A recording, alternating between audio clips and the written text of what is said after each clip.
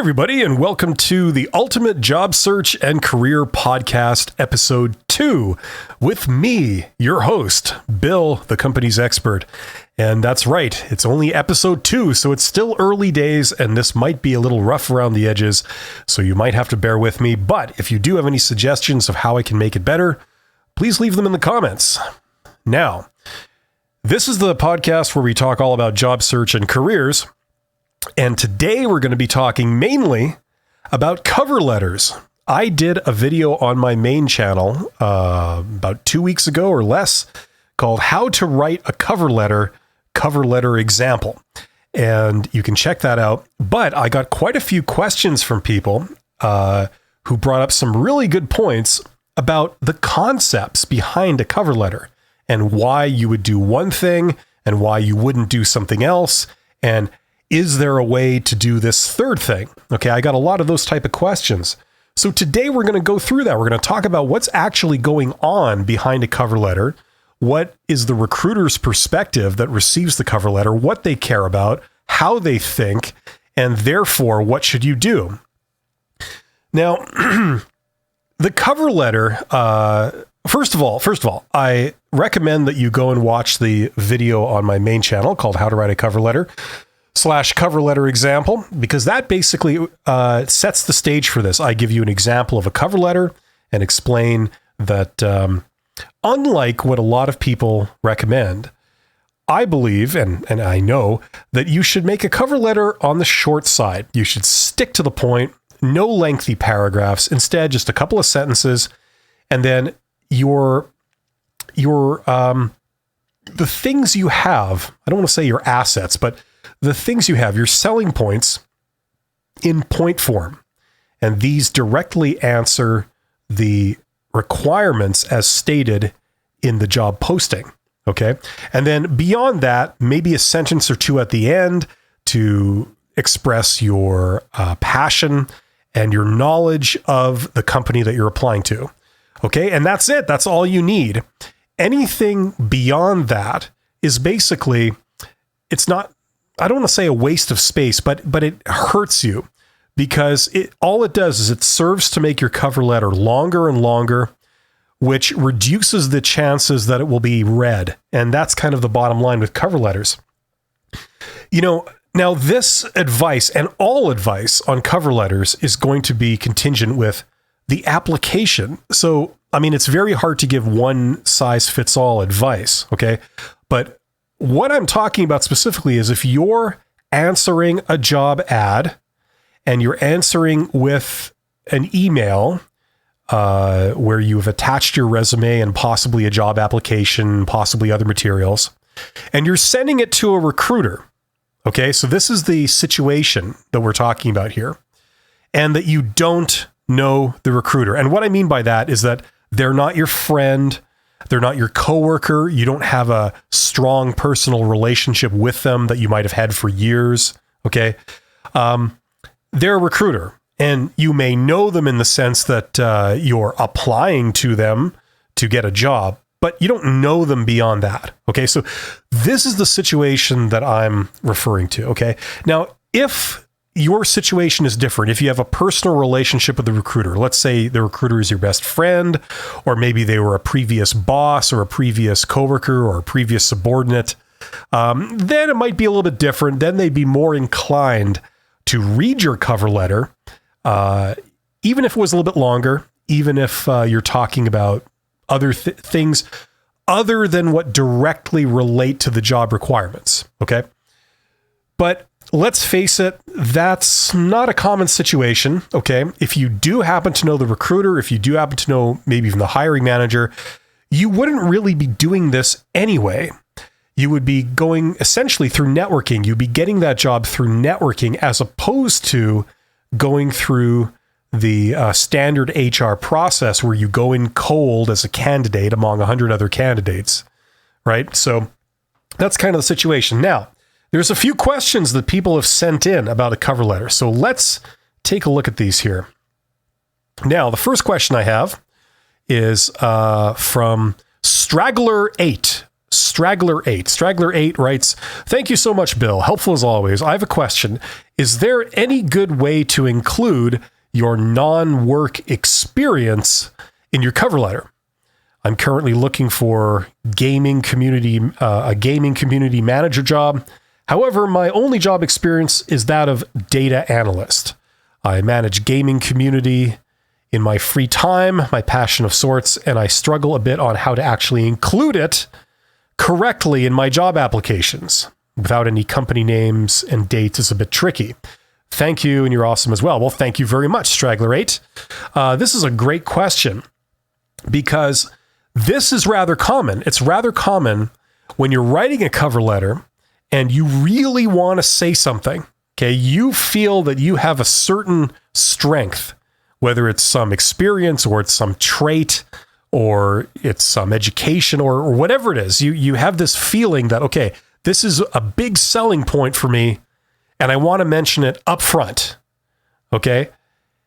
And probably the reason why Straggler8 was asking this question is because in my video of how to write a cover letter, like I said at the beginning of this podcast, basically I recommend that the only things you really mention about yourself are the things that directly answer the stated requirements in the job posting.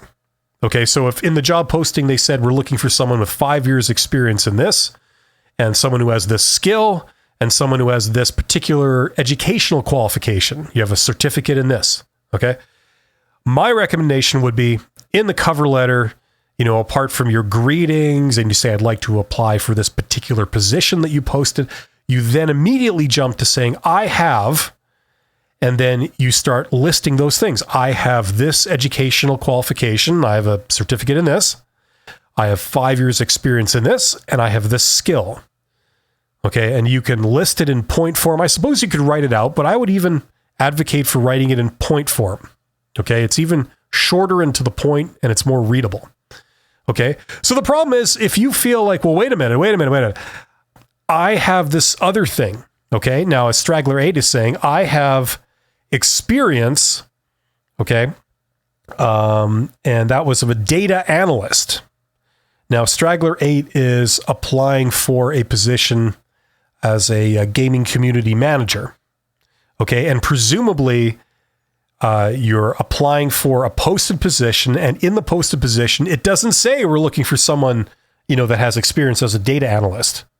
Okay. But you feel that this is very important. You want to mention it.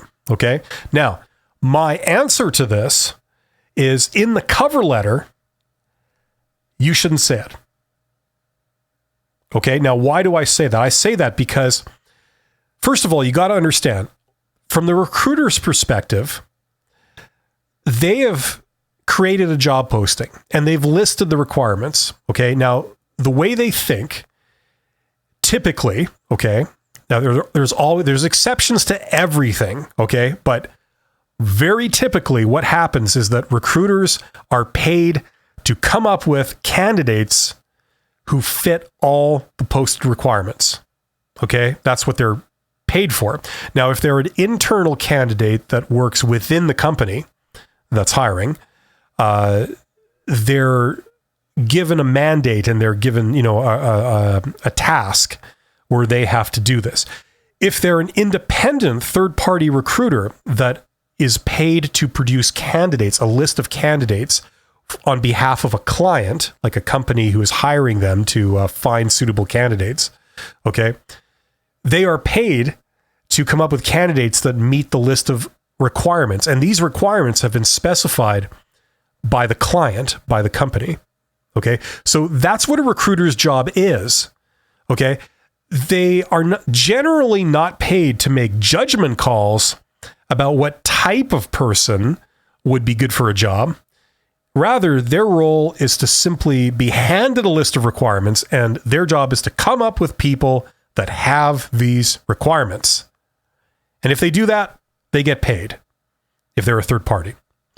If they're within the company, they get a good performance review, basically. Okay. Because that's their job. So the thing is, if you send a cover letter in that is basically plugging the fact that you have something that they weren't specifically looking for, and this is being read by a recruiter, the recruiter will either ignore that, or it will say, oh, they will decide internally, they'll say to themselves, well, that's not what we're looking for. I'm not looking for a data analyst. I'm looking for, whatever the posted requirements were, and data analyst wasn't one of them. So you're kind of off base here.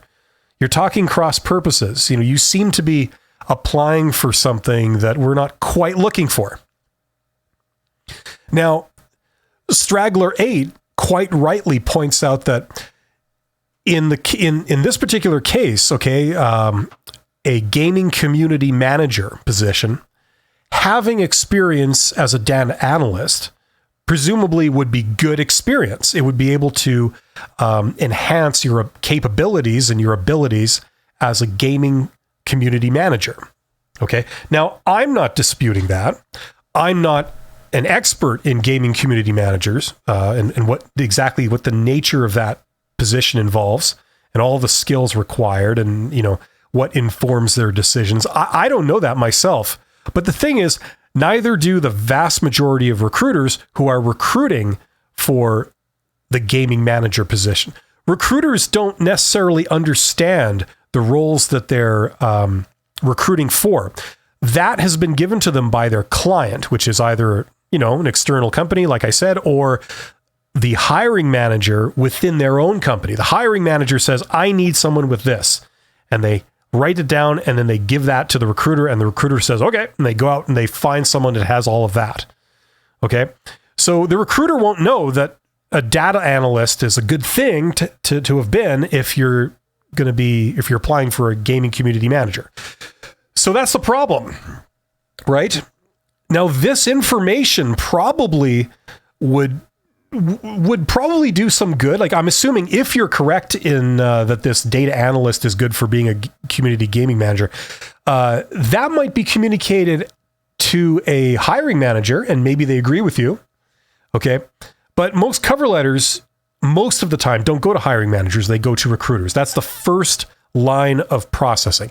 I mean, if you don't have like a software filter as a first line of filtering, then the second line would be a recruiter. And then if it gets past the recruiter, they shortlist you. Then it goes to a hiring manager. Okay. So the problem is the hiring manager in a lot of cases is not going to see this. And certainly it's not really going to get you the interview. Okay. In order to get the interview, you need to appease the recruiter. And if the recruiter has it into their head that they're looking for certain things, well, you better show those certain things.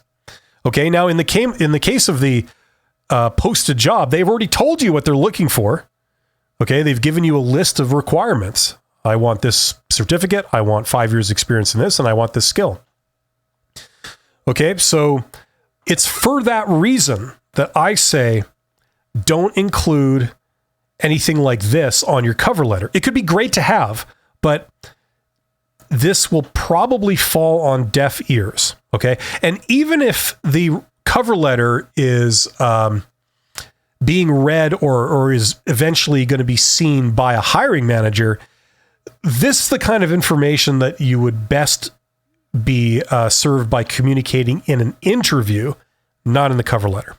And not in the resume either, for that matter. I mean, there's no harm, I suppose, in putting it in the resume, if it's like 1 point, but not in the cover letter, because the cover letter generally is the first thing they see, and you want to hit them right up front with how awesome you are and how you have exactly what they're looking for. And if they didn't say they're looking for this, this is not the thing to open with.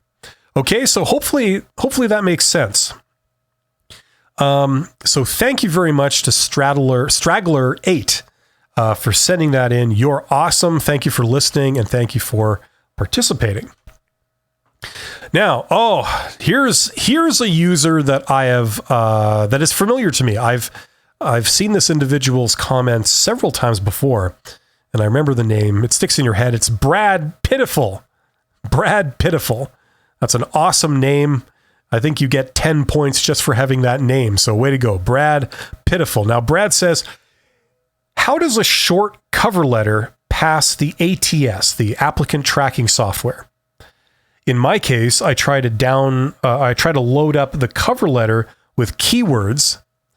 And while it's not a long cover letter, it is longer than your cover letter you've shown. I have no problem getting interviews. After they see I'm an older applicant, I don't get an offer even though I'm perfectly qualified for the job. That's an excellent question, Brad Pitiful. Your question is not pitiful at all. A lot of people are wondering this. I don't talk a lot about ATS, applicant tracking software, because applicant tracking software, it's like it's almost like cybersecurity. It's an endless game of cat and mouse. As soon as somebody comes out with a recommendation, do this, and it gets past the software, then within a very short time, a lot of software sort of adjusts itself and updates itself to plug that leak, to fix that bug, as it were. And so it's an endless game of trying to outsmart the applicant tracking software, and then the applicant tracking software is trying to keep up with the little tricks that people use. Okay. Now, let me just give a disclaimer here. I don't think a lot of jobs that use applicant tracking software are particularly good jobs. Usually for very desirable, competitive jobs that pay a lot and have a lot of perks. Those type of jobs, they don't usually hire by posting it publicly and then going through applicant tracking software, because that implies that you have so many applicants that you can't manage it. Now, we'll talk about this, okay? Now, I'm not down on the absolute latest techniques for applicant tracking software, and if I was, they wouldn't be current very long, so that's the problem. Now, here's what I can tell you, okay, for the cover letter. First of all, I don't think, I could be wrong, but usually, at least in the past, when you send in an email, okay, the body of the email itself, usually that doesn't go through an applicant tracking software screening, okay? If you have attachments in your email, like your resume and a completed job application where you've answered questions in fields, that often goes through applicant tracking software. If there is applicant tracking software, it usually applies to your actual application and your resume. Okay. I'm sure it's a relatively common thing that your cover letter, if written in an email, might go through too. But in the past, I'm not really familiar with that happening a lot. Because a lot of times an email is usually just very short. I wish to apply for this position. Please find my resume attached. Thank you very much. Goodbye. Right? Now, here's what I can say. Let's say, for the sake of argument, that you've sent in an application. The first line of filtering is applicant tracking software, and it does scan the email in which you've sent it through. Okay, because that's what I'm talking about in terms of a cover letter. I recommend you don't send an actual cover letter unless they've explicitly prompted you to do so. It would take the form of the email. But let's say, for the sake of argument, that they do, and they're filtering it. What you can do, and this is timeless, okay, this doesn't vary isn't a hack, it's just a common sense thing that helps, is, first of all, address everything they've said they're looking for, okay, in the job posting. Okay, so if they say, we're looking for this, we're looking for that, like whether it's a point form list or it's written in paragraphs where, this is desirable, that's desirable. Okay, say you have those, presumably, if you have them, or at least you could have, if you have something close. Okay, so as much of that stuff that you can say you have it, include it. Okay, then make sure you're using the same lingo. Okay, so there's a lot of things in the job world where there isn't just one term to describe something. Like, for example, supervisor. Okay, some people call that a supervisor. Some people call it a boss. Some people call it a frontline manager. Some people call it a people manager. I mean, there's many terms you could use to describe that that thing. Okay. So if you have supervisor experience and they've said they're looking for people management experience. Okay. If that's the words they're using, make sure you use those exact same terms. Okay. So don't talk about being, having been a supervisor, talk about having had people management experience, if that's the term that they've used. Okay. So that's kind of the basic thing you can do for applicant tracking software. Now, apart from that, you might want to Google if there's any tips and tricks specifically for ATS currently right at the moment.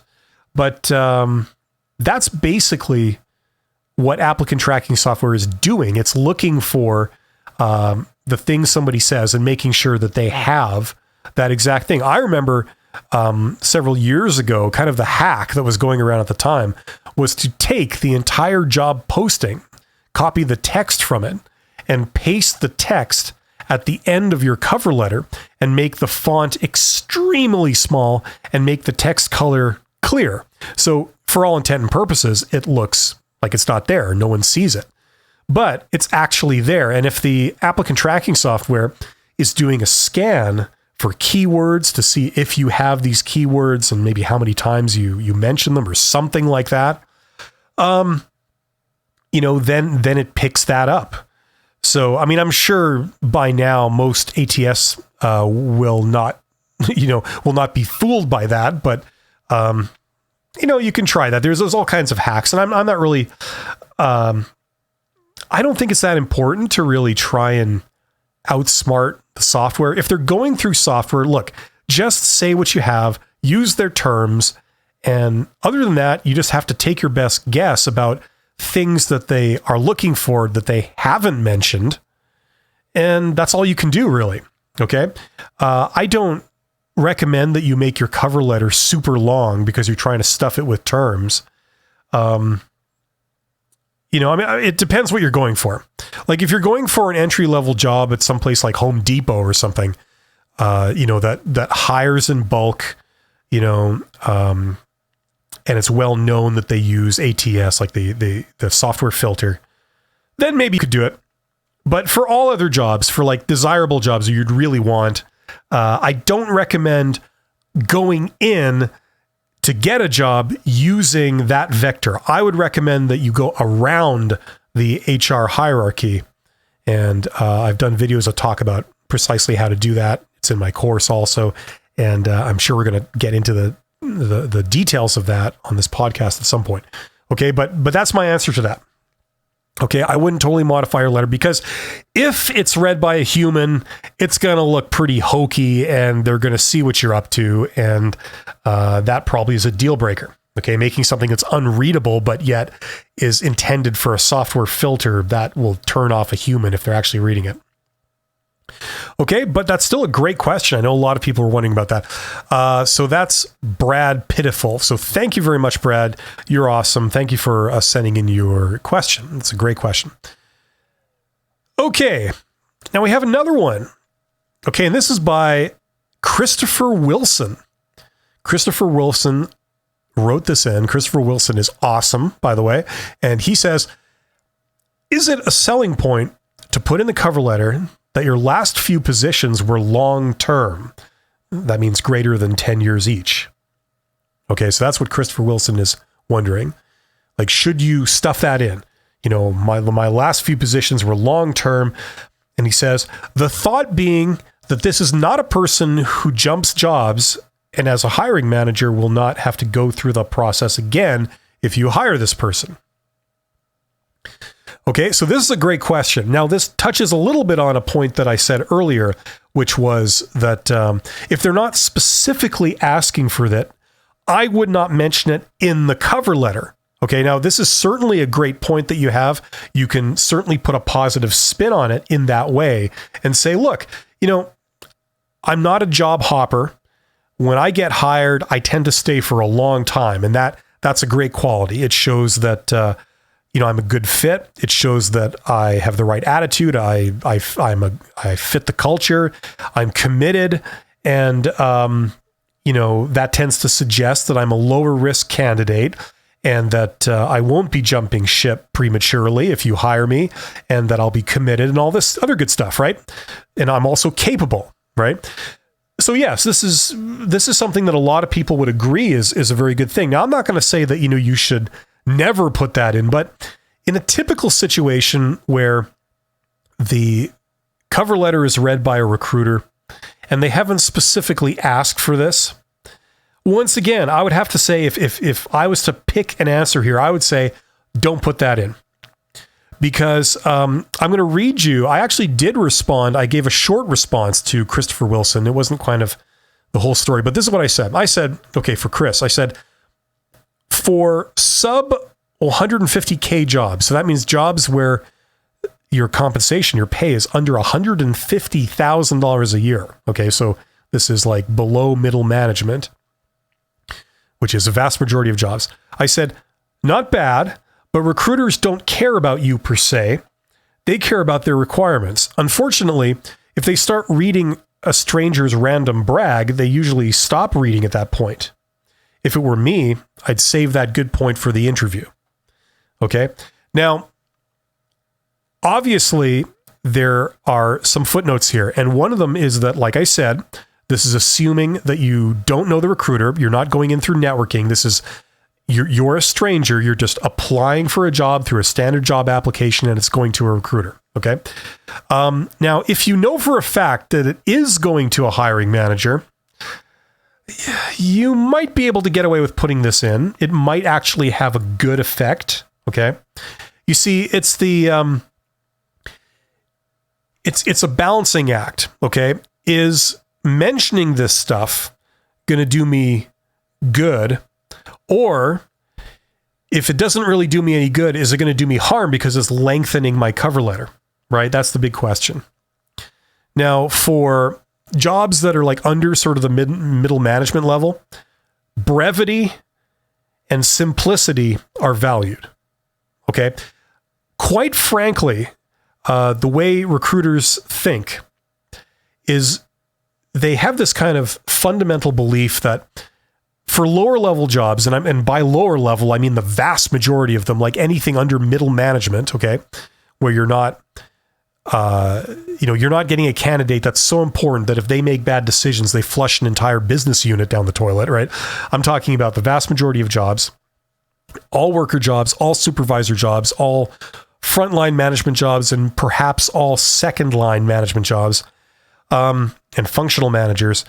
The attitude of recruiters, generally speaking, is that one person is as good as the next as long as they have the requirements and they have some basic, what do you call it? What's the best way to explain this? Social skills, soft skills, and fit and attitude. Okay. If you have those, and probably more than one candidate will have all of those, then it doesn't really matter too much. As long as we get someone that has those, anyone will do. That's actually the attitude of recruiters. Okay. Now, you don't have to take my word for this. You could see this evidenced in how they behave and how they select people. Okay. Now, when you're talking about middle management jobs and up, like especially executive management, then it's a whole different ballgame. Okay. And the way they consider people is quite a bit different. Okay. So if you're going for those type jobs, if you're at that level, then I would definitely include it in the cover letter, because in those type of jobs, generally what happens is a hell of a lot more money is spent on recruitment and selection for those positions. And a way that manifests itself is that cover letters tend to be read. Okay, they tend to be not filtered out by machine, or if they are, it's very, very superficial. They tend to be read by humans, including the recruiters. They tend to read the entire cover letter. Okay, so you could have a longer cover letter. You could have several paragraphs talking in complete sentences about your achievements, and they would read it. Okay, in that case, yes, put this in. This is definitely a good thing to say. But if you're not at that level, and you don't have a personal relationship with the recruiter, I would have to say, leave it out. Okay, for the reasons I explained earlier. Okay, so hopefully that makes sense. So thank you very much to Christopher Wilson. So those are some great questions. And the thing about cover letters is that, like I said, I mean, the cover letter, it's very hard to give one size fits all advice, but for the vast majority of people, if you're going in cold, you don't have a personal relationship with the person reading it, and chances are the person reading it will be a recruiter, then my advice stands. That's brevity is important. Showing them that you hit all the requirements that they've stated they're looking for. On top of that, demonstrating professionalism, demonstrating passion, and demonstrating that you know at least a minimal amount about the organization that you're applying to. Okay, that's all. And being able to do that in a very compact form that's easy to read is very important. Okay, so that's what I would say. Now, one kind of final thing I want to say about cover letters, and I can't say this enough, especially in this day and age. The other thing about the cover letter is that you have to show off your writing skills. I mean, and by that I mean, it has to be flawless. You can't have typos. You can't have, grammatical issues, and it has to be appropriate. You can't say unprofessional or kind of inappropriate things. Now, okay, and what I mean specifically about that is that, for example, okay, you've got to run the thing through a spell checker and a grammar checker. You have, and the problem is a lot of people don't know how to set up a grammar checker. So even though the grammar checker is on, it may not be filtering and catching all the mistakes in your writing that it could. For example, contractions are not regarded as professional. So contraction is where you don't say it is, you say it's, or you don't say it is not, you say it isn't, right? Or hasn't, or mustn't, or wouldn't, things like that. You would say would not, has not, must not, etc. Okay, so contractions, don't write a cover letter using contractions. Okay, don't have comma splices, don't have like the errors in capitalization, this kind of stuff, right? I mean, all that is very important because you got to think, you're making a first impression with somebody, and the first thing they're going to see to get a first impression of you is the email that you've sent them, the body of the email. Okay? So if there's any red flags in that email, like you get their name wrong, or you misspell the company name, or you don't put the position that you're applying for, or there's other grammatical errors, there's layout errors, it's sent in some type of, HTML markup that they can't read, it doesn't display properly, whatever, right? This is forming their first impression of you. So you got to make sure you get that correct. Okay, so this is very important. I used to teach a communications course in university for postgraduate business students. And it's funny because everybody always goes into that course thinking, oh yeah, I this is easy, I know it all. And it turns out to be one of the tougher courses because I teach people how to write something professionally. If you get a message, let's say you're on LinkedIn, if you get a message from an executive, someone who's responsible for, let's say, $50 million worth of assets, or $10 million annual budget, and they supervise, 200 people. They're responsible for direct and indirect reports of 200 people. Generally speaking, they tend to be able to communicate very well. And you can tell just getting a note from them. The language they use, how professional it is, how polite it is, and, just the way it's written. You can tell that. And that tells you something about the person writing it. Conversely, if you have somebody that's, that hasn't really put a lot of care into their message, they make a ton of mistakes, they say kind of weird things that aren't super professional, you're writing to a recruiter and you say, see you later, or something like that. I mean, is that horrible? No, but it's little things like that signal, your communication skills and your professionalism. So knowing that stuff is really important.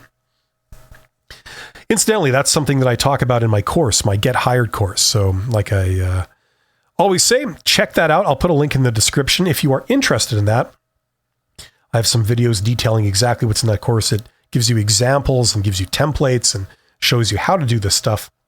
So if you're ever wondering, that's the source of that information.